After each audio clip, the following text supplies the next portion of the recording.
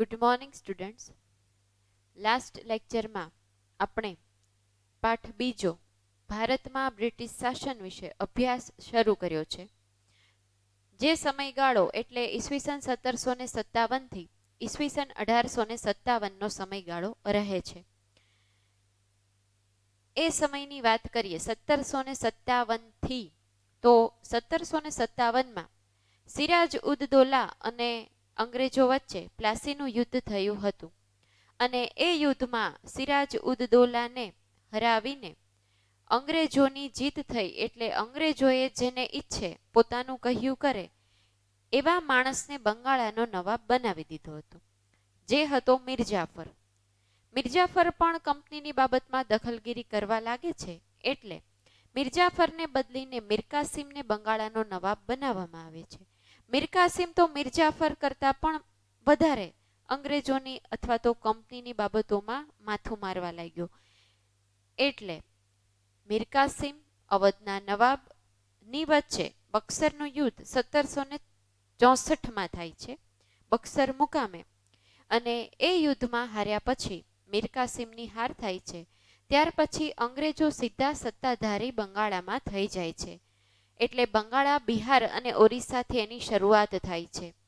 દીવાની સત્તા પ્રાપ્ત કરે છે. એટલે શું તો વાત કરી હતી કે મહેસૂલ ઉઘરાવવાની સત્તા પ્રાપ્ત કરે છે. ત્યાર પછી જે હારેલા જે તે પ્રદેશના રાજા હોય તેણે કેટલીક રકમ જીતેલા જે રાજા હોય અથવા તો અંગ્રેજો હોય તેને ચૂકવવી પડતી, અથવા તો એટલી જ રકમના પ્રદેશો છે એ અંગ્રેજોને આપવા પડતા. એ પછી 1764 પછી 1772માં જેમ મહેસૂલ ઉઘરાવવાનું કામ અંગ્રેજોના હાથમાં આવ્યું, પછી આ મહેસૂલ ઉઘરાવવાનું કામ છે એ વધુ ને વધુ એના ઉપર એ કામ કરવા માટે જે વ્યક્તિની નિમણૂક કરવામાં આવે એના માટે બોલી લગાવવામાં આવી અને એ બોલીમાં વધુમાં વધુ રકમ જે બોલે એને મહેસૂલ ઉઘરાવવાનું કામ સોંપવામાં આવતું. અને તેના માટે જે શબ્દ વપરાતો એ ફાર્મિંગ શબ્દ હતો. આ પદ્ધતિ યોગ્ય ન લાગતા ગવર્નર જનરલ બદલાય છે અને કોર્નવોલિસ જ્યારે આવે છે ત્યારે એમણે નવી મહેસૂલ ઉઘરાવવાની પદ્ધતિ દાખલ કરી, જેનું નામ હતું કાયમી જમાબંધી, જેની વિશે આપણે વાત કરી ચૂક્યા છે. જેમાં જમીનના અને જમીન મહેસૂલના હક જમીનદારોના હાથમાં હતા. તેમણે આ બ્રિટિશ સરકારના એજન્ટ તરીકે કામ કરવું પડતું. જમીનદારને જમીન મહેસૂલ જે ટોટલ હોય એમાંથી 9 ભાગ સરકારને જમા કરાવવાના હતા અને જે 10મો ભાગ હતો, 1 ભાગ એ પોતાની પાસે એ મહેનતાણાના રૂપે રાખવાનો હતો. આ પદ્ધતિમાં ખેડૂતોનું શોષણ થતું હતું. સરકારને ખેડૂતોના વિકાસમાં કોઈ રસ નહોતો અને એટલે એ સમયે ખેડૂતોના અસંતોષ વધ્યા અને એ અસંતોષના ભાગરૂપે કેટલાક ખેડૂતોના વિગ્રહો પણ એ સમયે થયા હતા. અને ધીરે ધીરે કંપની સરકારના શાસન પછી, અંગ્રેજોના શાસન પછી એક સમયે જે સમૃદ્ધ ગણાતું બંગાળ હતું એ કંગાળ બનવાની પરિસ્થિતિમાં આવી જાય છે. ત્યાર પછી બીજી મહેસૂલ પદ્ધતિ જે દાખલ કરવામાં આવી એ હતી રૈયતવારી પદ્ધતિ. 1820માં સૌ પ્રથમ મુંબઈ અને મદ્રાસથી શરૂઆત થાય છે. આ પદ્ધતિ દાખલ કરનાર એટલે કે આ પદ્ધતિના પ્રણેતા થોમસ મુનરો હતા અને આ પદ્ધતિમાં કેટલાક બાબતો હતી જેમાં જમીનનું વધારે પડતું મહેસૂલ ઉઘરાવવામાં આવતું. સરકાર ઈચ્છે ત્યારે એ મહેસૂલમાં ગમે એટલા ટકાનો વધારો નાખતા હતા. કોઈ પણ સ્થિતિ હોય, પછી એ પાક થયો હોય કે નિષ્ફળ ગયો હોય, ખેડૂતોએ ફરજિયાત નક્કી કરેલું જે મહેસૂલ હોય એ ચૂકવવું જ પડતું. એવી આ રૈયતવારી પદ્ધતિ હતી. ત્રીજી પદ્ધતિની વાત આપણે કરી હતી જે હતી મહાલવારી પદ્ધતિ. મહાલવારી પદ્ધતિ દાખલ કરનાર જે હતા એ હતા હોલ્ટ મેકેન્ઝી. ખાસ કરીને આ પદ્ધતિ સૌ પ્રથમ ઉત્તર પશ્ચિમના પ્રદેશોમાં અને મધ્ય ભારતના પ્રદેશોમાં લાગુ પાડવામાં આવી હતી. મહાલવારી પદ્ધતિમાં ગામનું સર્વેક્ષણ કરવામાં આવતું કે ટોટલ ગામમાં કેટલા ખેતરો છે, ખેડૂતો છે, એનું કેટલું ઉત્પાદન છે, આવક છે, અને એના પ્રમાણમાં આખા ગામનું મહેસૂલ કેટલું થાય એ નક્કી કરીને આખા ગામને એ ચૂકવવાનું રહેતું. એવી આ પદ્ધતિ મહાલવારી પદ્ધતિ હતી. ત્યાર પછી આપણે વાત કરી હતી, જાણવા જેવી વિગત તમને આપી હતી, જેમાં આપણે કીધું હતું કે 1765માં બંગાળમાં દીવાની સત્તા અંગ્રેજોએ પ્રાપ્ત કરી.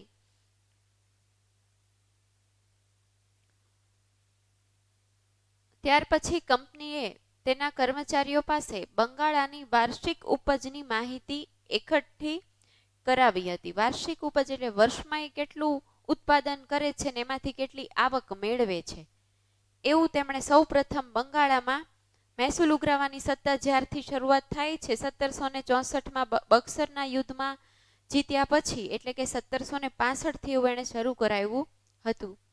અને એ સમયમાં બ્રિટન માટે બંગાળાનું મૂલ્ય યુરોપમાં નિકાસ માટે ખેત પેદાશો આપનારું ક્ષેત્ર હતું, મહત્વનું ક્ષેત્ર હતું. એટલે એમાંથી એને જે ખેત ઉત્પાદન થાય એમાંથી એ વધુને વધુ ધન પ્રાપ્તિ કરી શકે એવી પરિસ્થિતિ હતી. તો અહીંયા સુધીની વાત આપણે કરી હતી. હવે પછીનો જે આપણો પ્રશ્ન છે એ છે, તમને હોમવર્કમાં આ પ્રશ્ન આપ્યો હતો કે આપણા ભારતમાં કઈ કઈ ખેત પેદાશો એવી છે કે જે વિદેશમાં આપણે નિકાસ કરીએ છીએ. નિકાસ કરવું એટલે ભારતમાંથી બીજા દેશમાં મોકલવું, વેચવું. તો એવી કઈ કઈ ચીજ વસ્તુઓ છે? તો પહેલાના સમયથી વિદ્યાર્થી મિત્રો તમને બધાને ખબર છે, તમે ભણી ચૂક્યા છો અગાઉ, કે સુતરાઉ કાપડ, ઊન, રેશમી કાપડ, આ બધી જે ચીજ વસ્તુઓ છે ને એની પહેલાના સમયથી મોટી માંગ હતી.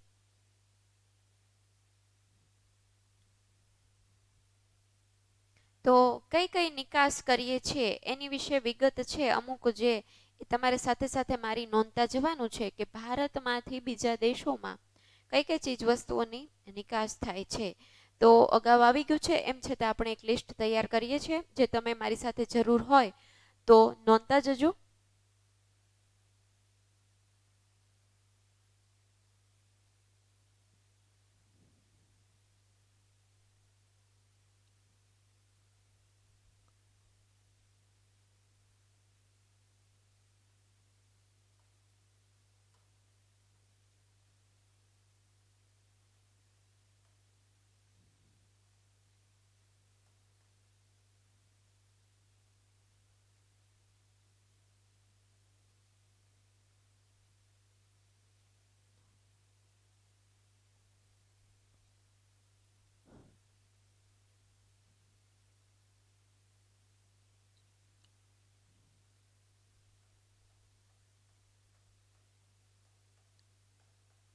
ભારતમાંથી નિકાસ થતી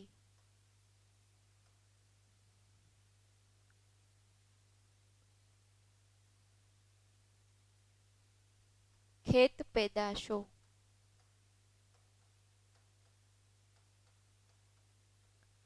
તો ઘણી બધી વસ્તુઓ જે અગાઉ વાત કરીએ મુજબ જે ભારતમાં કપાસનું ઉત્પાદન થાય છે, રોકડીયો પાક ગણાય છે ભારતનો અને ગુજરાતનો પણ.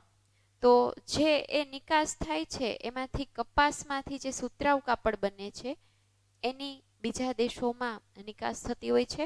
તો એ લિસ્ટમાં સુતરાઉ કાપડ, રેશમી કાપડ,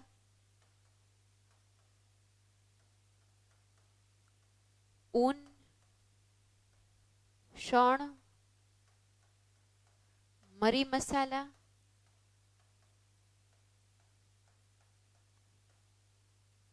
મલમલ. ઢાકાનું મલમલ છે એ જગવિખ્યાત છે. ગળી વગેરે વસ્તુઓની બીજા દેશોમાં આપણે નિકાસ કરીએ છીએ.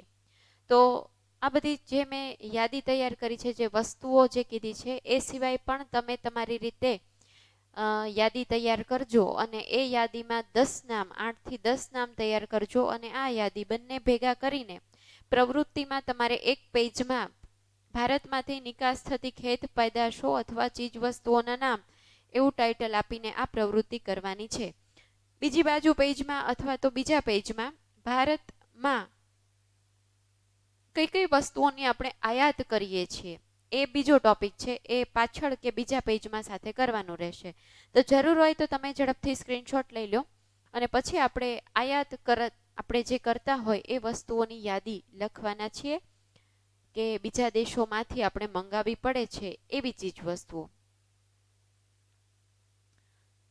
ઓકે, તો હવે આપણે એ યાદી તૈયાર કરી લઈએ.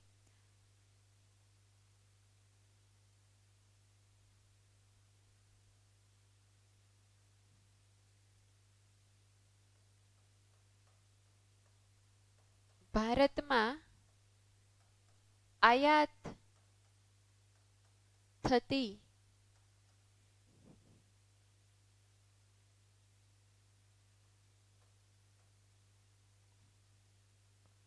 વસ્તુઓની કે પેદાશોની યાદી. બરાબર. તો ઘણી બધી ચીજ વસ્તુઓ છે, ખાસ કરીને અત્યારે જે અન્ય દેશોમાં, કેટલાક દેશોમાં ટેકનોલોજી આગળ વધી છે, તો એવા દેશો પાસેથી આપણે ખાસ કરીને ઇલેક્ટ્રિક સાધનો જે છે, ઇલેક્ટ્રોનિક સાધનો જે કહેવાય, એવા સાધનો છે એની આપણા ભારત દેશમાં આયાત થતી હોય છે, મંગાવતા હોય છે બીજા દેશ પાસેથી, અને એ ચીજ વસ્તુઓ બજારમાં વેચાવા માટે મુકાતી હોય છે. તો ઇલેક્ટ્રોનિક સાધનો,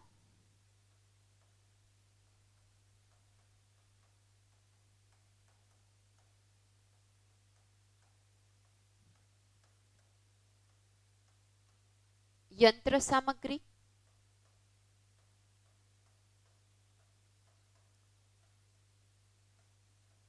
સોનું, ચાંદી, હીરા,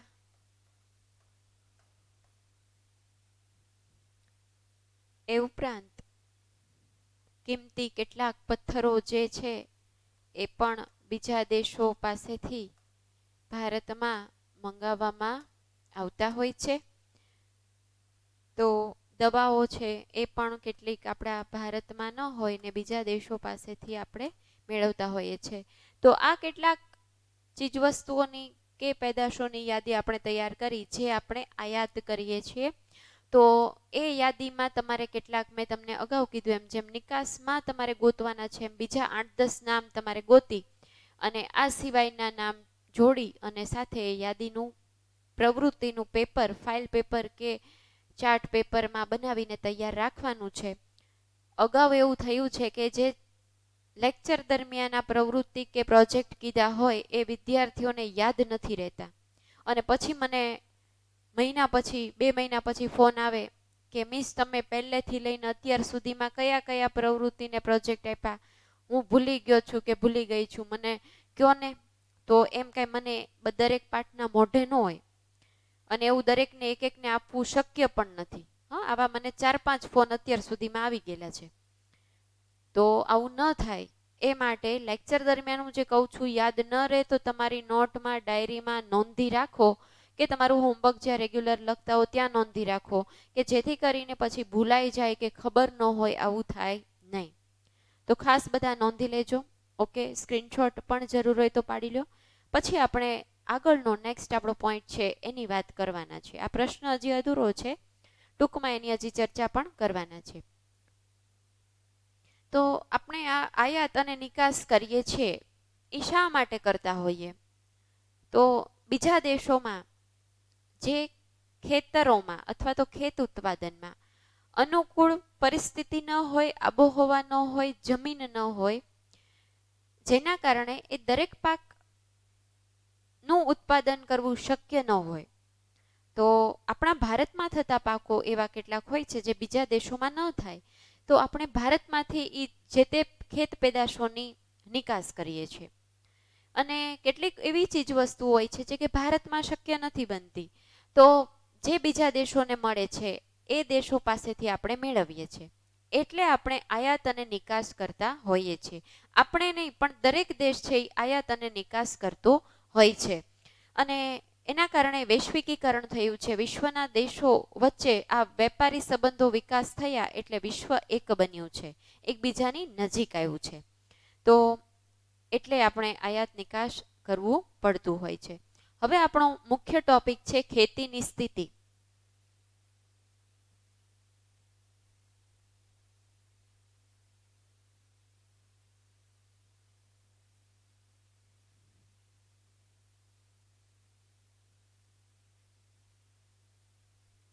ઓકે. ક્યારે ખેતીની સ્થિતિની વાત કરવામાં આવી છે? બ્રિટિશરોએ જ્યારે શાસન સ્થાપ્યું, પોતાના હાથમાં સત્તા લીધી અને સત્તાધારી થયા, એ સમયમાં પરિસ્થિતિ કેવી બદલાઈ છે ખેતીની, એની વાત આપણે કરવાની છે. એની વાત કરીએ એ પહેલા અહીંયા એક ચિત્ર આપ્યું છે, એને તમારે જોવાનું છે. બરાબર. આ ગામડામાં ખેતરોમાં જે ઉત્પાદન થતું હોય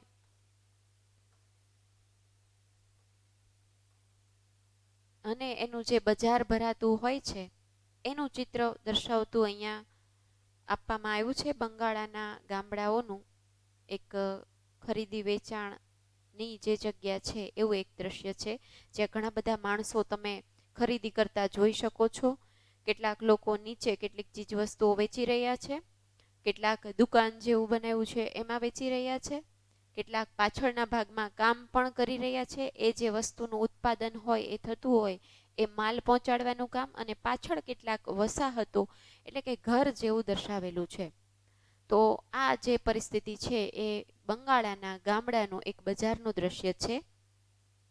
હવે આપણે મુખ્ય વાત શરૂ થાય છે કે બંગાળામાં અંગ્રેજોને જ્યારે દીવાની સત્તા મળે છે પછીથી, દીવાની સત્તા એટલે અગાઉ વાત કરી છે કે મહેસૂલ ઉઘરાવવાની સત્તા મળે છે પછી, ઈસ્ટ ઇન્ડિયા કંપનીનો મુખ્ય ઉદ્દેશ્ય શું હોય છે કે યુરોપમાં જે ચીજ વસ્તુઓની મોટી માંગ છે એ ભારતમાંથી પોતાના હસ્તક કરી લેવું, અને પોતે છે એ બીજા દેશોમાં જ્યારે એ નિકાસ કરે છે ત્યારે એમાંથી વધુ ને વધુ ધન પ્રાપ્તિ કરે છે, મોંઘા ભાવે એ વસ્તુ વેચે છે, વધુ નફો મેળવે છે. ખેડૂતો પાસેથી નજીવી રકમે એ પોતે ખરીદી લે છે. એટલે મુખ્ય ઉદ્દેશ્ય શું હતો તો કે પહેલાનો પાઠ આપણે યાદ કરીએ કે ભારતની કઈ કઈ ચીજ વસ્તુઓની યુરોપના દેશોમાં ખૂબ મોટી માંગ હતી. તો ત્યારે આપણે ભણ્યા હતા કે સુતરાઉ કાપડ, મલમલ, ગળી, મરી મસાલા, તેજાના, બરાબર, આ બધી ચીજ વસ્તુઓની બહુ મોટી માંગ યુરોપના દેશોમાં હતી. તો આ જે ચીજ વસ્તુઓ છે, આ જે ખેત પેદાશો જે મેળવવાની હોય એ ખેડૂતો પાસેથી પોતાના પાસે એ સત્તા પ્રાપ્ત કરી લે છે, પોતે નજીવી રકમે એ બધું ખરીદી લે અને નફો વધુ ને વધુ યુરોપમાં વેચીને પોતે કમાય. આથી બંગાળા, બિહાર અને ઓડિશા છે એ સમયના સમૃદ્ધ પ્રદેશો હતા, અને એના ઉપર સૌ પ્રથમ એટલે તેમણે પોતે સત્તાધારી થવાની શરૂઆત કરી. સત્તા સ્થાપવાની શરૂઆત એ બંગાળાથી શા માટે કરે છે તો બંગાળામાં મોટા પ્રમાણમાં વધુ ને વધુ ઉત્પાદન આ બધી ચીજ વસ્તુઓનું થતું હતું, તેથી એ સમૃદ્ધ પ્રદેશ હતો, અને એના ઉપર જો સત્તાધારી થઈ જાય તો તમામ જે હક છે, સત્તા છે, પોતાના હાથમાં આવી જાય, એટલે એ બધી જ પેદાશો પોતે મેળવી અને વધુ ને વધુ બંગાળામાંથી પૈસા ભેગા કરી શકે. એટલે તેમણે સત્તા જમાવવાની શરૂઆત ક્યાંથી કરી એવો એક માર્કનો પ્રશ્ન પૂછાય તો બંગાળા, બિહાર અને ઓડિશાથી શેની શરૂઆત કરી? સત્તા સ્થાપવાની શરૂઆત કરે છે. હવે જે આ કંપની હોય છે તે ભારતના ખેત પેદાશોના ખરીદ વેચાણના બજારો ઉપર પોતાનો ઇજારો સ્થાપવા માંગતી હતી. ઇજારો એટલે શું? માલિકી હક મેળવવા માંગતી હતી. શેનો? ખરીદ વેચાણનો. શેનું ખરીદ વેચાણ? તો કે ભાઈ ખેતરોમાં જે ઉત્પાદન થાય છે તેનું ખરીદ વેચાણ કરવાનો માલિકી હક કોની પાસે એને જોતો હતો? પોતાની પાસે જોતો હતો. એટલે ખેડૂત છે એ કોઈ પોતાનો જે ઉત્પાદિત માલ હોય એ સીધો બજારમાં વેચી શકે નહીં, એવું એ ઈચ્છતા હતા. કારણ કે વધુ ને વધુ પૈસા કોને કમાવા હતા એમાંથી? તો કે ભાઈ કંપનીને મેળવવા હતા. તેથી ઇંગ્લેન્ડમાં નિકાસ કરવાની જે જરૂરી વસ્તુઓ હતી તે મુખ્ય એ સમયના એ પ્રદેશોની ખેત પેદાશો હતી. આથી કંપનીએ ભારતમાં ખેતીનું પોતાની મરજી મુજબ વેપારીકરણ કરવાનું શરૂ કર્યું, એવા પ્રયાસ શરૂ કર્યા. વેપારીકરણ એટલે શું? તો કે અગાઉ વાત કરીએ મુજબ ખેડૂતો પાસેથી એ ખેત પેદાશો છે એ પોતે લઈ લે અને પછી પોતે છે એ બીજાને વેચે, એ પરિસ્થિતિનું સર્જન એટલે વેપારીકરણ કરવાનું શરૂ કર્યું. આ પાકોમાં મુખ્યત્વે ખેડૂતો પાસેથી કઈ કઈ ચીજ વસ્તુઓ મેળવતા હતા? તો કે અગાઉ આવી ગયું એ મુજબ ગળી છે, કપાસ છે, કાચું રેશમ છે, એમાંથી રેશમી કાપડ બનાવે, કપાસમાંથી સુતરાઉ કાપડ બનાવે. ગળીનું ઉત્પાદન હોય તો એ વધુ ને વધુ ઉત્પાદન કરવાનું ખેડૂતોને કહે, પણ નજીવી કિંમતે પોતે લઈ લે. અફીણ છે અને મરીનો સમાવેશ મુખ્યત્વે આ પ્રાંતોમાં આ પ્રદેશોમાંથી થતો હતો. આ ખેત પેદાશોનું કંપની શાસન હેઠળ વેપારીકરણ થાય એવી સ્થિતિ છે એ સર્જાય છે અને તેના વિશે હવે આપણે આ ખેડૂતોનું જે ઉત્પાદન થતું હતું તે કંપનીએ પોતાના હેઠળ કરીને વેપારીકરણ કર્યું એની વાત હવે પછીના મુદ્દામાં કરવાના છે. એટલે ખેતીના તમામ હકો છે એ કોની પાસે ચાલ્યા જાય છે? એ કંપની પાસે ચાલ્યા જાય છે. કારણ કે ઉત્પાદન કેટલું કરવું એ પણ કંપનીના આદેશ મુજબ થતું. વધુ ને વધુ ઉત્પાદન કરવા ઉપર એ લોકો ખેડૂતોને વધારે ને વધારે પ્રેશરાઇઝ કરતા, ફરજ પાડતા અને એ ઉત્પાદનમાંથી વધુ ને વધુ નફો પોતે મેળવતા હતા. આ પરિસ્થિતિ ખેતીની થઈ જાય છે. એટલે ખેડૂત છે એ ધીરે ધીરે કેવો બને છે? દેવાદાર બને છે, કંગાળ બને છે, ગરીબ બને છે અને એની પરિસ્થિતિ દિવસે ને દિવસે બગડતી જાય છે. તો હવે પછીનો મુદ્દો વેપારીકરણ જે થયું એની વાત. તો કઈ કઈ વસ્તુઓમાં થયું એ સૌ પ્રથમ આવે છે. એમાં આવે છે કાચું રેશમ. બરાબર.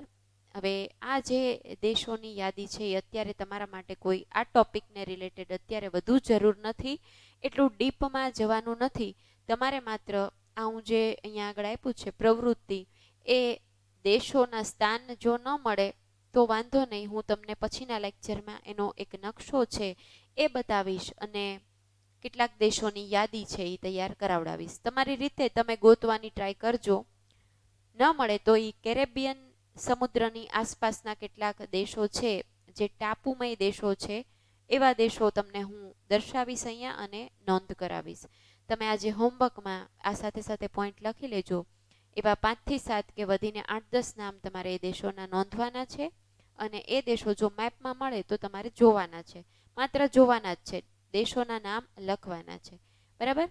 ન ખબર પડે તો હું નેક્સ્ટ લેક્ચરમાં ફરીવાર દેખાડીશ. આ એટલે હું નેક્સ્ટ લેક્ચરમાં બાકી રાખતી હોઉં છું કે કેટલુંક તમને જે થિયરી બેઝ તમે ભણતા હો ને, સાથે સાથે જો હું જ તમને બતાવી દઉં તો એ બતાવી દઉં ને ભૂલી જાઓ, એટલું પૂરતું રહી જાય છે.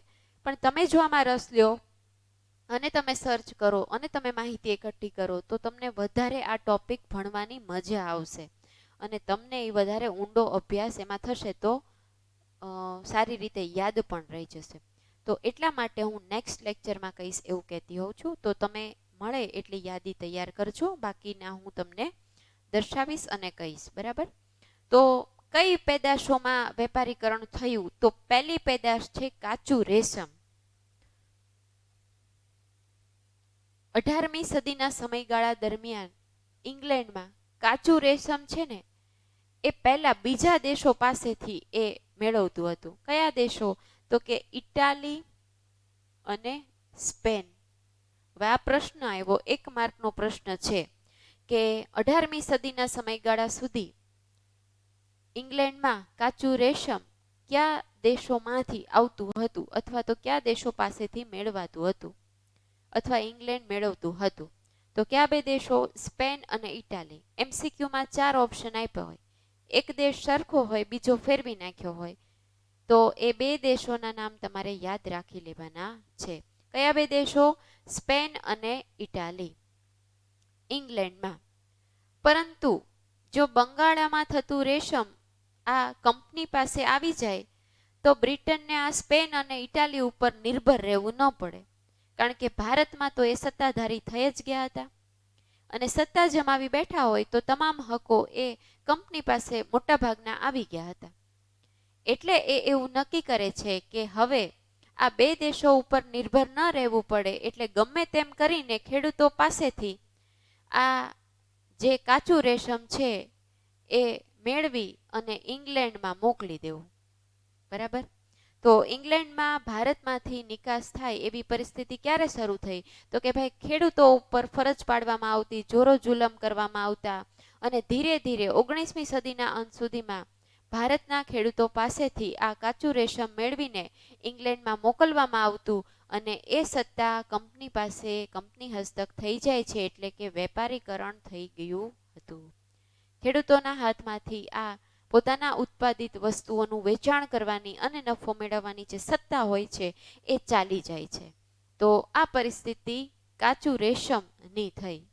પહેલા 2 દેશો પાસેથી મેળવતા હતા એ દેશો ઉપર નિર્ભર ન રહેવું પડે, એનો આધાર ન રાખવો પડે, એટલે ભારતમાં એમણે વેપાર કરવાની શરૂઆત કરીને ધીમે ધીમે સત્તાધારી થયા અને આ ભારતના ખેડૂત ઉપરથી ગમે તેમ કરીને આ કાચું રેશમ છે મેળવવાના પ્રયાસો કરવા લાગ્યા અને ખેડૂતોને અંતે ગમે તેમ કરીને જોર જુલમ કરીને અન્યાયી મહેસૂલ વસૂલીને ફરજ પાડીને દંડ કરીને સજા કરીને ગમે તેમ કરીને એ મેળવી લેવામાં સફળતા મેળવે છે અને રેશમ ઉપર પણ પોતાની સત્તા સ્થાપી દે છે. બીજું જે હતું એ પેદાશ છે ગળી. ગળી ઉપર પણ પોતાનો ઇજારો સ્થાપી દે છે. કેવી રીતે? તો કે ગળી છે એ રંગ કામમાં વપરાતું એક દ્રવ્ય છે. સફેદ કપડા ઉપર જો ગળીનું પાણી છે એ એમાં બોળી અને સૂકવવામાં આવે તો કપડાં છે એ વધારે સારા સફેદ અને ચમકતા લાગે. તમારા ઘરમાં પણ તમારા મમ્મીને પૂછજો, મમ્મી છે એ સફેદ કપડામાં ગળી કરતા હશે. તો આ એક વપરાતું ગળી એક દ્રવ્ય છે. તેનો છોડ છે એ ગરમ પ્રદેશોમાં ભારતમાં થાય છે. પ્રશ્ન 1 માર્કનો, ગળી છે એ કેવા પ્રદેશોમાં થતો પાક છે? તો કેવા પ્રદેશોમાં? ગરમ પ્રદેશોમાં થાય છે. ગરમીનું પ્રમાણ તાપમાન જ્યાં વધારે હોય ને ત્યાં આ ગળી છે એનું ઉત્પાદન થઈ શકે છે અને તેની બીજા દેશોમાં ખૂબ મોટી માંગ હતી. આપણે અગાઉની જે યાદી છે એમાં તૈયાર કરી એમાં યાદ કરો, નિકાસ કરીએ છીએ એમાં ગળીનું નામ પણ હતું.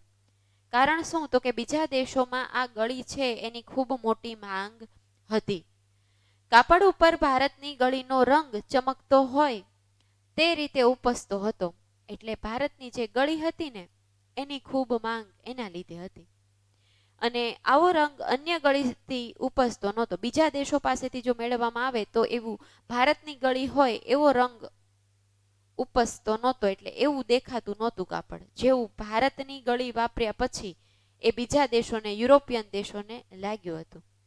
તેથી તેનો ઉપયોગ સુતરાઉ કાપડને રંગવામાં થતો અને આ યુરોપિયન દેશોને પહેલાના સમયમાં 1790 સુધી આ ગળી છે એ ક્યાંથી મળતી હતી આપ્યું છે. જુઓ, પ્રશ્ન પૂછાશે હો પાછો કે યુરોપિયન દેશોને 1790 સુધી ગળી છે એનો પુરવઠો કયા દેશો પાસેથી મળતો હતો?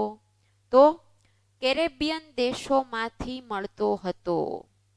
તો કેરેબિયન દેશોની યાદી મેં અહીંયા બનાવવા આપી છે. જો અહીંયા આગળ તમને આ હોમવર્કની પ્રવૃત્તિ આપી છે તો એ દેશોના નામ તમારે જાણવાના છે.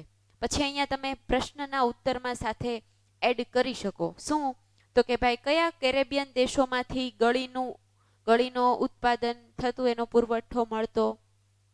ઇંગ્લેન્ડમાં, બરાબર, તો અથવા તો યુરોપિયન અન્ય દેશોમાં. તો કયા દેશો પાસેથી? તો કે કેરેબિયન દેશો પાસેથી. તો એ કેરેબિયન દેશોના નામ પણ સાથે તમે 4-5 લખી શકો કે આ જે કેરેબિયન દેશો છે એના પાસેથી યુરોપિયન દેશોને ગળીની જે માંગ હતી એ પ્રમાણે એનો પુરવઠો પહેલા મળી રહેતો હતો. ક્યારે? 1790 સુધીમાં મળતો, પરંતુ તેનું ઉત્પાદન આ દેશોમાં ઘટી જાય છે જે તે કારણોસર.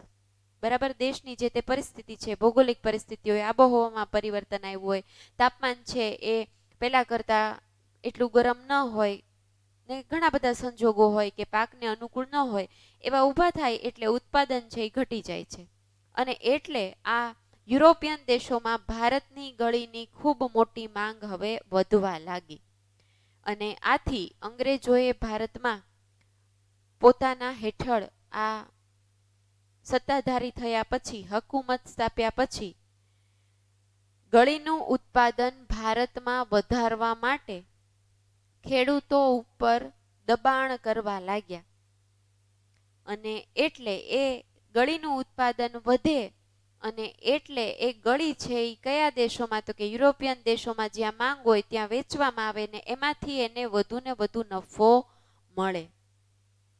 એટલે આ કંપનીએ આ ગળીનું ઉત્પાદન વધારવા માટે ખેડૂતો ઉપર દબાણ કર્યું અને ખેડૂતોએ આ જે ઉત્પાદન કર્યું હતું તે 2 પ્રકારે કરતા હતા. ભારતમાં ગળીના ઉત્પાદનની મુખ્યત્વે 2 પદ્ધતિ હતી. કઈ 2 પદ્ધતિ હતી એવો પ્રશ્ન પણ પૂછાય. તો કઈ બે પદ્ધતિ? પહેલી પદ્ધતિ જે છે એ નીજ નામે ઓળખાતી અને બીજી પદ્ધતિ છે એ રૈયતી પદ્ધતિ તરીકે ઓળખાતી. પ્રશ્ન આવી રીતે પૂછાઈ શકે કે ભારતમાં ગળીના ઉત્પાદનની કઈ બે પદ્ધતિ હતી અથવા કેટલી પદ્ધતિ હતી, કઈ કઈ? તો ભારતમાં ગળીના ઉત્પાદનની મુખ્યત્વે બે પદ્ધતિઓ હતી અથવા બે પદ્ધતિએ આ ઉત્પાદન થતું હતું. પહેલું હતું એ છે નીજ અને બીજું છે એ રૈયતી. હવે બંને એ પદ્ધતિ શું છે, કેવી રીતે ઉગતું એની વિશે આપ્યું છે એ સમજીએ. તો નીજમાં કેવી રીતે? તો કે નીજ પ્રથા જે હતી એમાં ઉત્પાદકો પોતાના પોતાના હળ, બળદ અને ઓજારોનો ઉપયોગ કરીને ખેતી કરતા. ફરી વખત, નીજ પ્રથામાં, જો ખાસ બીજો કલર વાપરું છું એ પ્રશ્ન પૂછાય કે નીજ પ્રથા મુજબ ગળીનું ઉત્પાદન કેવી રીતે થતું, તો તમારે એ ખાસ નીજ પ્રથા વિશે લખવાનું રહે. તો ફરી વખત શું હતું? તો કે ભાઈ ઉત્પાદકો જે હતા એ ઉત્પાદકો પોતાના જ હળ, બળદ અને જે ઉત્પાદન દરમિયાન ખેતરોમાં જે યંત્ર સામગ્રી કે ઓજારો વપરાય એ પોતાના જ વાપરતા હતા અને ખેતી કરતા હતા. શેની ખેતી? ગળીની ખેતી કરતા હતા. અને છોડ તૈયાર થઈ જાય એટલે કાપીને કાચો માલ છે એ કારખાનામાં પહોંચાડી દેતા હતા. આ કઈ પ્રથા? નીજ પ્રથા હતી. બરાબર. અને બીજી જે પ્રથા આવે છે એ પ્રથા હતી રૈયતી. ફરી વખત, નીજ પ્રથામાં શું હતું? તો કે જે ઉત્પાદક હોય એ પોતાના જ હળ, બળદ અને ઓજારો કે યંત્રો વાપરતા, ખેતી કરતા, પછી કાચો માલ તૈયાર થાય એને પછી કાપીને કારખાના સુધી પહોંચાડી દે, એને નીજ પ્રથા મુજબ ખેતીનું ઉત્પાદન ખેતીમાં ગળીનું ઉત્પાદન કર્યું કહેવાય. હવે બીજી પ્રથા છે જે છે રૈયતી પ્રથા. હવે એ પ્રથા મુજબ શું હતું? તો જોઈએ આપણે. રૈયતી પ્રથા મુજબ ખેડૂત પોતાની જમીન ઉપર ગળીનું વાવેતર કરતો.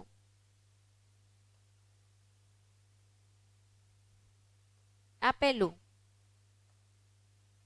બરાબર, રૈયતી પ્રથાની વાત છે. અને તે તૈયાર થઈ જાય એટલે બાંધ્યા ભાવે કારખાનેદારને વેચી દેતો. બાંધ્યા ભાવ એટલે નક્કી કરેલી રકમ મુજબ કે આટલું ઉત્પાદન લગભગ અંદાજિત થશે, એનો આટલો ભાવ લઈશ અને તમારા કારખાના સુધી પહોંચાડી દઈશ.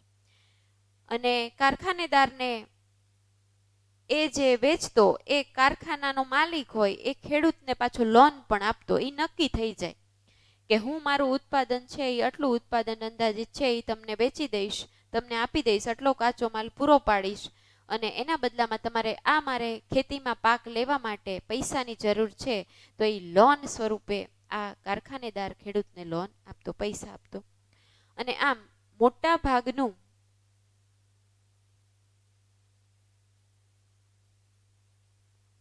ઉત્પાદન છે એ આ પ્રથાથી જ થતું. આ પ્રથા એટલે કઈ પ્રથા? તો કે ભાઈ રૈયતી પ્રથા.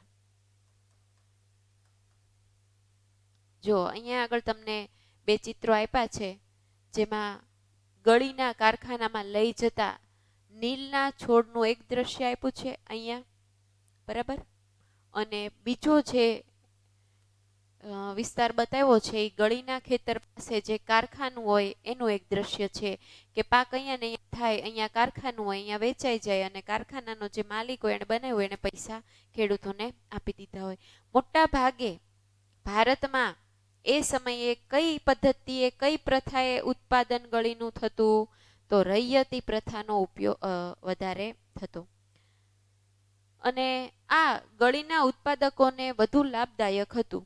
એટલે આ પૈસા એને કાંઈ રોકવા ન પડે, કારખાનેદાર હોય એ જ પૈસા આપે, એમાંથી જ ઉત્પાદન થાય ને માલ વેચાય એટલે પૈસા પાછા મળી જાય. એટલે આ પ્રથા વધુ પ્રચલિત હતી. એક તો તેના ભાવ નીચા બાંધવામાં આવતા અને ખેડૂતને તેનું વાવેતર કરવા મજબૂર કરવામાં આવતો.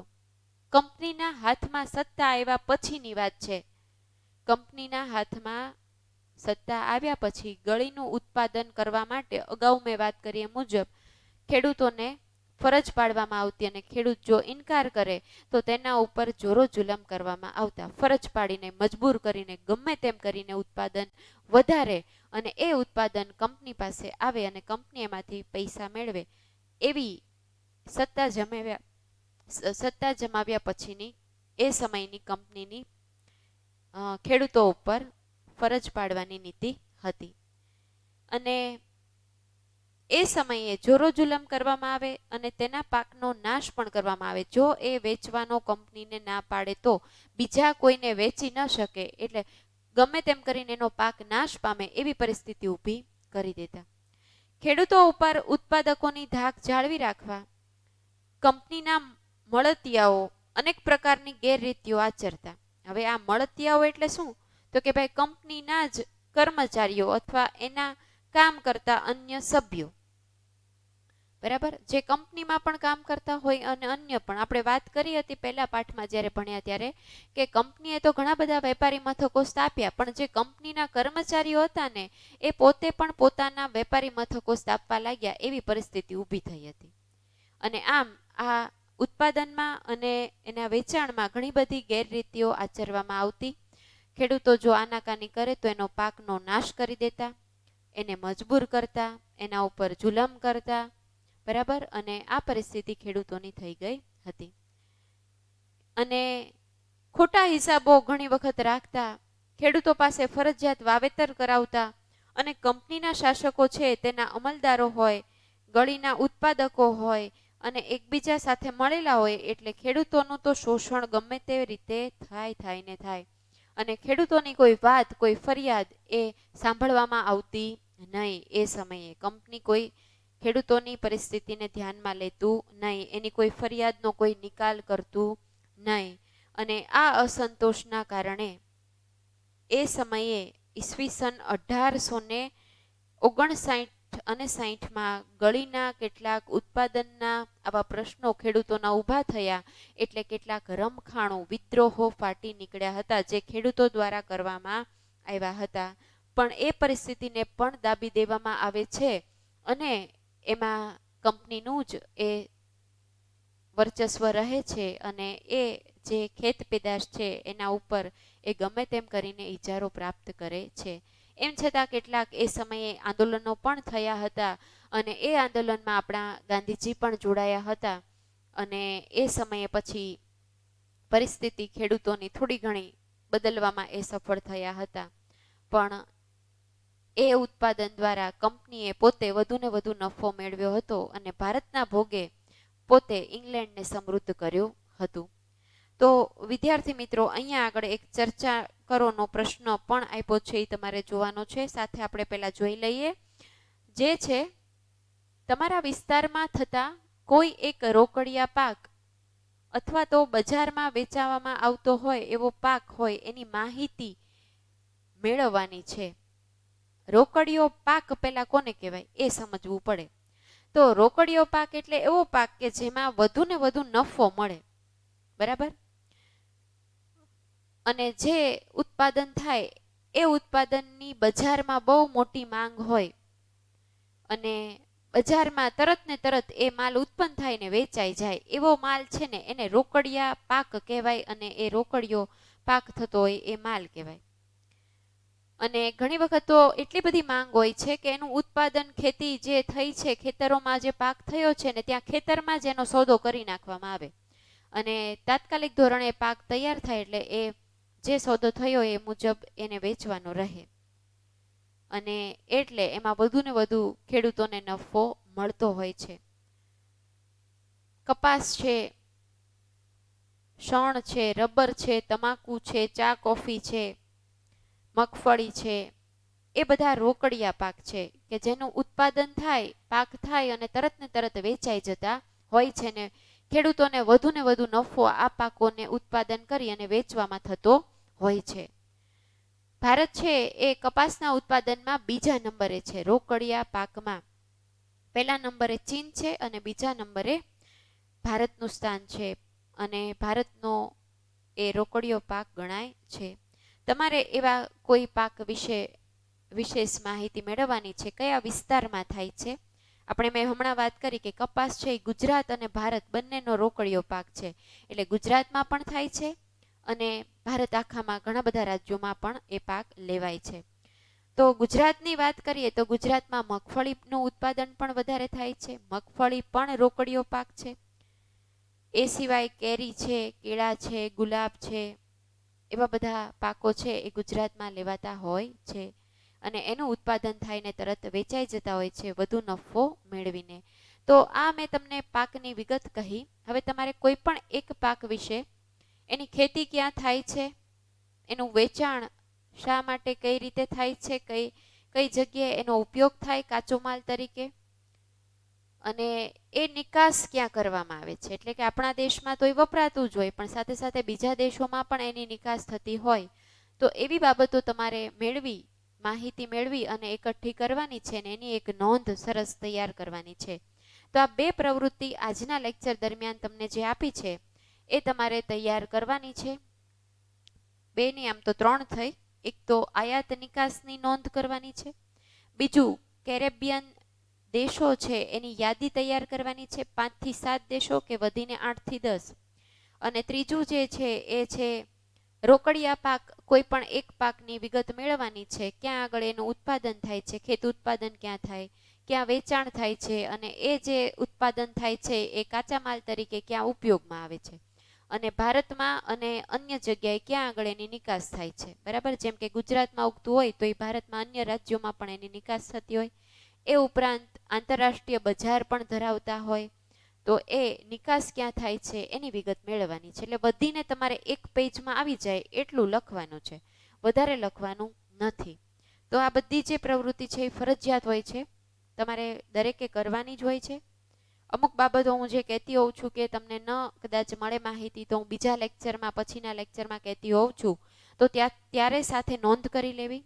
હું બોલતી હોઉં, સમજાવતી હોઉં ત્યારે અમુક બાબતો બોર્ડ પર પણ નોંધું છું, તો એમાં તમારે એ માહિતી સાથે નોંધી લેવી, તૈયાર કરી લેવી. તો અહીંયા સુધી આજનો લેક્ચર આપણે રાખીએ છીએ. આની પછીની જે વિગત છે, અન્ય જે ઉત્પાદિત વસ્તુઓ જેનું વેપારીકરણ થવા લાગ્યું હતું, કંપનીના હાથમાં સત્તા આવી હતી, તેવા પાકોમાં આપણે હજુ કપાસની વાત કરવાના છીએ અને પછી કેટલીક જનજાતિઓની સ્થિતિ, એની પ્રવૃત્તિઓની વાત કરવાના છે. તો આજનો લેક્ચર જે ભણ્યા તેના આધારે હવે હું તમને હોમવર્ક આપું છું, તમે મારી સાથે નોટ ડાઉન કરી લો.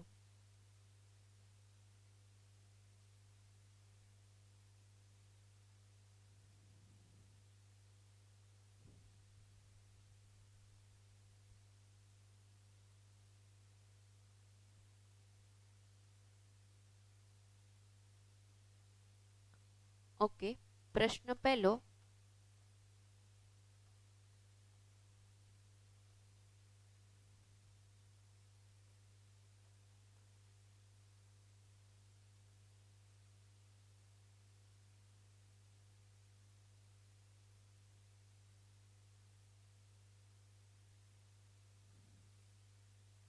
અઢારમી સદીમાં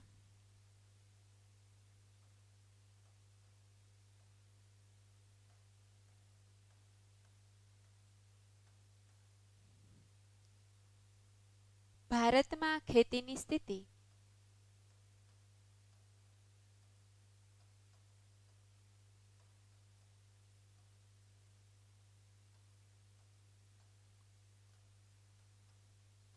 કેવી હતી?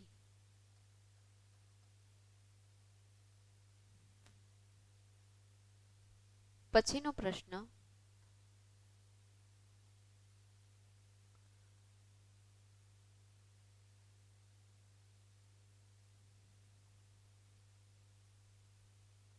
ભારતમાં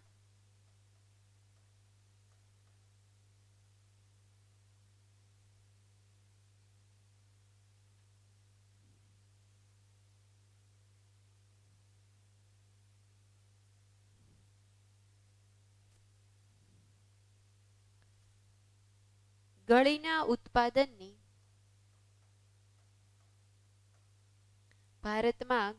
ઉત્પાદનની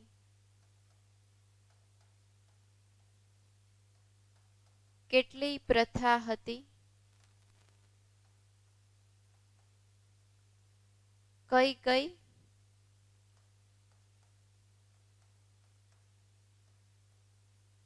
તે પ્રથા વિશે જણાવો, માહિતી આપો. એટલે કઈ પ્રથા આવશે? નિજ અને રૈયતી પ્રથા. બરાબર. 18મી સદીના સમયગાળા સુધી 18મી સદીના સમયગાળા સુધી ઇંગ્લેન્ડમાં કાચું રેશમ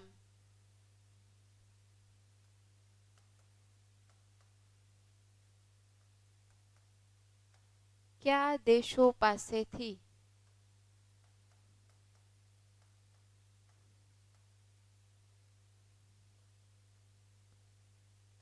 મેળવાતું હતું? આપણે અગાઉ આ વાત કરી ચૂક્યા છે કે આવી રીતે પ્રશ્ન પૂછાઈ શકે. કયા બે દેશો હતા? સ્પેન અને ઇટાલી. બરાબર. પછીની વાત કરીએ તો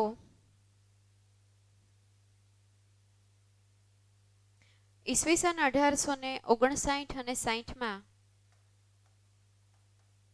ઈસવીસન 1859 અને 60માં વ્યાપક પ્રમાણમાં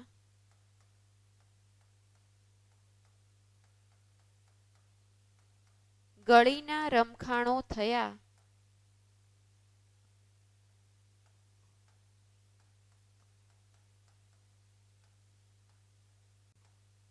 કારણ આપો કે વિધાન સમજાવો. બરાબર. આવી રીતે પૂછાઈ શકે. તો આજના લેક્ચરના આધારે આ હોમવર્ક આપ્યું છે. આ 4 પ્રશ્નો સિવાય તમારે બીજા 3 પ્રશ્નો જે પ્રવૃત્તિના આપ્યા છે એ પણ કરવાના છે અને એ તમારી પાસે સાચવીને રાખવાના છે. બરાબર. તો હોમવર્કમાં આ 4 પ્રશ્નો જ લખીને મોકલવાના. 3 પ્રશ્નો તમારી પાસે તૈયાર કરીને રાખવાના છે અને આની પછીની વિગત જે આપણે ભણવાના છીએ એ પછી હવે પછીના લેક્ચરમાં ભણશું. તો ઝડપથી તમે હોમવર્કનું નોંધ કરી લો કે સ્ક્રીનશોટ પાડી લો.